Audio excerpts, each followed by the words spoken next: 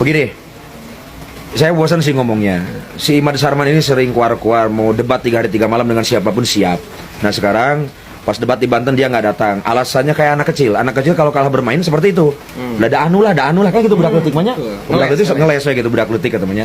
Nah jadi posisi nate di antara alasannya adalah karena apa namanya yang dulu debat Abuya Qurtubi, Habib Hanif Alatos sama Gus Wafi kan juga hadir di sana, Kiai Haji Idrus Romli, Gus Rumail. Jadi posisinya itu karena memang beliau-beliau tidak mewakili atau membawa surat perwakilan dari Robito. Nah, ayeuna geus ulah tinggal bangahun tuh sia kehead babalnya. Kami teu we umat Islam sia bisi di. Aduh aing geus ulah ngomongin aing. Geus getek ya nya. Di posisinya teh nya sok datang. Geura datang si teh mah mitu lobating. Lieu aya umat Islam para sia we gara-gara maneh gitunya. Jadi posisinya sok segera datang, ulah sok alibi we teh sia komo jongos begalna sabda. Sia ngaharun tuh we hungkul sia mah. Bari gede sia teh di alam gaib sia mah di dunia maya bebel. Lah gitunya sweeping posisinya teh datang tuh tanggalnya tadi saya lupa lagi mana saya lagi di perjalanan posisinya juga. Ini juga lagi nunggu Habib Bahar. Gitu. Sekarang beliau juga ada jadwal acara tabligh akbar di Cianjur lagi gitu kan. Saya juga besok ada tabligh akbar di alam gaib saya kalau malam besok ya. Jadi posisi nanti tunggu madnya ta Imaduddin, Abang Wali Dangdut ya kan udah dapat nakob ya. Ya benar kan Sep? Wali Dangdut kan menang nakob gitunya, menang gelar baru Wali Dangdutnya. Wali Dangdut gitu. Jadi posisi nanti terus ada itu si Macoli nya, guru besarnya si Imaduddin yakni si kiper nerakanya mama Gupron anu aing ting bisa ngaji Quran ting teu kitu nya teh nyaho da unggal maca kita bibikeun we ka eta na ka sisa eta teh aing teu kaharti tah kitu bingung cenah wali kitu nya ting wali kukun nya mudah-mudahan ulah wali setan lah kitu nya tuh urang teu nyebut wali setan ulah kitu nya tah kitu posisina sok mad datang ulah loba alibi deui nya jangan banyak alibi lagi sok tuh udah diundang ku Robito gitu ya udah diundang ku Robito silakan tinggal datang saya nggak bisa panjang-panjang dan insyaallah secara live. Kalau ada yang mengatakan ini nggak live, tertutup, terbukanya itu dalam bentuk live. Nah, kalau dari kubu mereka mau bawa media ya silahkan, mau merekam silahkan. Insya Allah saya yakin pasti Robito akan memperbolehkan karena takut sabotase atau lain dan sebagainya silahkan mau merekam bawa media silahkan. Tapi kalau ada yang memframing ini tertutup, nggak ada yang menyaksikan, nggak ada yang melihat, ini akan disaksikan secara live. Kenapa kok nggak disaksikan banyak orang secara langsung? Karena nanti kalau rame gaduh, akhirnya diskusinya tidak berjalan khidmat, tidak bisa berjalan dengan ilmiah. Maka ini sebetulnya tertutup dari segi tidak boleh semua orang hadir agar tempat itu kondusif, tidak gaduh, tidak ada ribut-ribut, tidak ada tepuk tangan, sorak-sorak dan lain sebagainya. Tapi di sisi lain terbuka karena akan disiarkan secara live.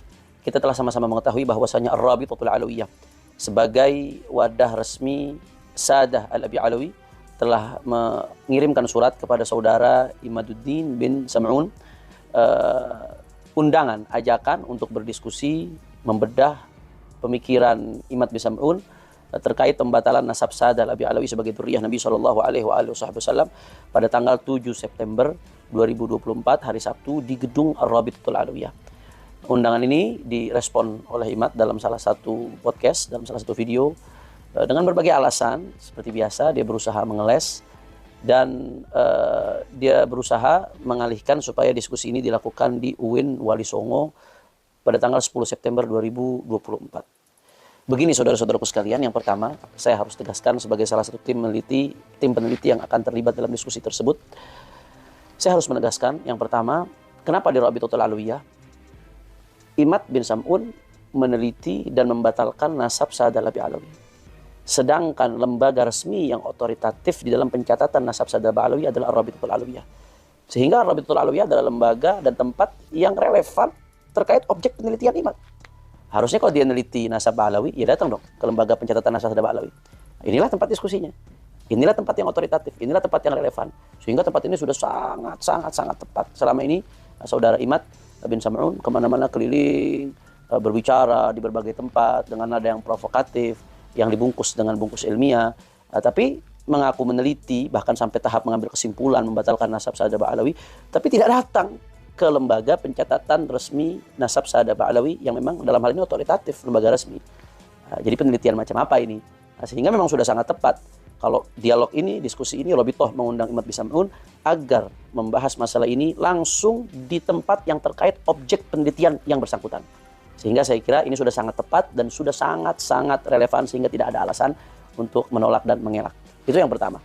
Kemudian yang kedua, terkait diskusi di kampus. Ya, kampus memang lembaga akademik, tapi bicara soal ilmiah ini relatif tergantung disiplin ilmu apa yang dibicarakan. Saya kasih analogi yang sederhana. ITB ini kampus besar di Indonesia yang luar biasa kontribusinya terhadap bangsa. Tapi kalau bicara penelitian syariah di ITB, ya nggak ilmiah dong, nggak relevan, bukan tempatnya. Itu analogi saja. Padahal ITB kampus besar.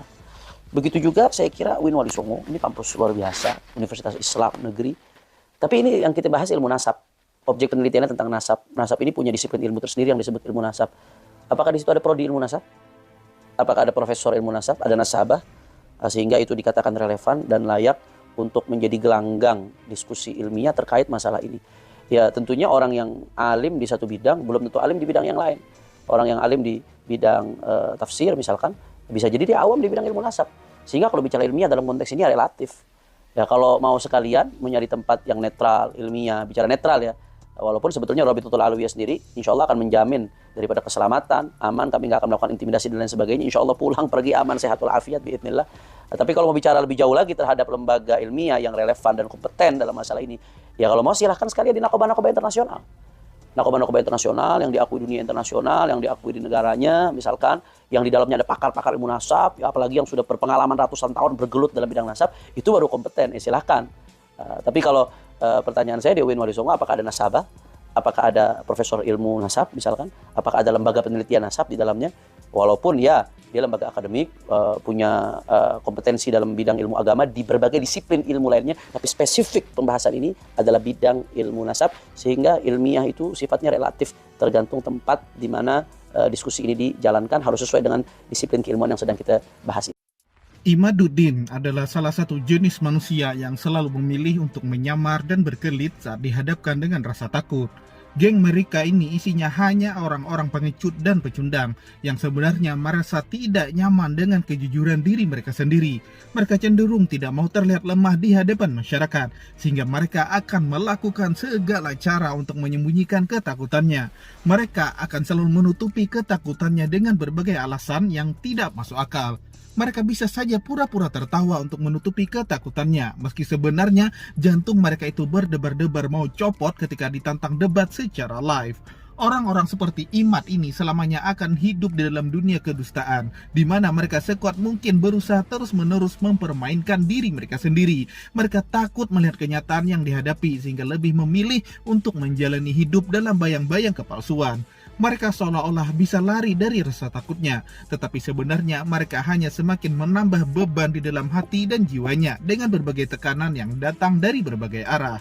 Mengapa mereka begitu? Karena mereka tahu bahwa jika mereka menunjukkan ketakutannya, maka mereka harus berhadapan dengan diri mereka sendiri yang sebenarnya. Dan itu adalah hal yang paling menakutkan bagi mereka, di mana mereka harus melihat ke dalam diri mereka sendiri dan menerima kebodohan yang ada pada diri mereka. Dan itu adalah situasi yang tidak mengenakan bagi mereka, sehingga mereka lebih memilih untuk terus menyamar, berkelit, dan berusaha sekuat mungkin untuk menjaga image palsu yang mereka bangun selama ini. Namun nampaknya orang-orang seperti Imad ini, mereka juga lupa bahwa sejatinya keberanian itu bukanlah tentang menyembunyikan ketakutan, melainkan tentang menerima dan sanggup menghadapinya. Apalagi kemarin dia itu sudah koar-koar kalau dia siap debat 3 hari 3 malam dimanapun dan dengan siapapun. Itu yang dia ucapkan. Dan sekarang saatnya dia membuktikan ucapannya tersebut, karena akan sangat memalukan jika dia masih kabur dengan berbagai alasan yang konyol. Karena ini sudah kesempatan yang kedua setelah sebelumnya tantangan debat diadakan di kandangnya sendiri, yakni di Kesultanan Banten. Di undangan debat yang kedua ini, Imad dan geng-geng begal nasabnya yang lain harus membuktikan kalau mereka bukanlah pengecut. Orang-orang yang pengecut itu mungkin bisa memperdaya orang lain agar tetap berada di barisan mereka. Tetapi jujur di dalam lubuk hati mereka yang paling dalam, mereka sadar bahwa mereka tidak pernah bisa membohongi diri mereka sendiri. Mereka tahu kebenaran itu sejatinya ada di pihak mana. Namun mereka gengsi untuk mengakuinya karena mereka sudah jalan sejauh ini dan sudah menghasut banyak orang. Tapi nggak apa-apa, semakin mereka bertahan dalam keadaan keras kepala seperti itu dan tidak mau bertobat lalu meminta maaf, maka semakin besar pula dosa yang akan mencelakakan hidup mereka. Dan itu akan berlangsung terus-menerus hingga mereka sakaratul maut nantinya, lalu mati dalam keadaan su'ul khotimah. Nauzubillah min zalik.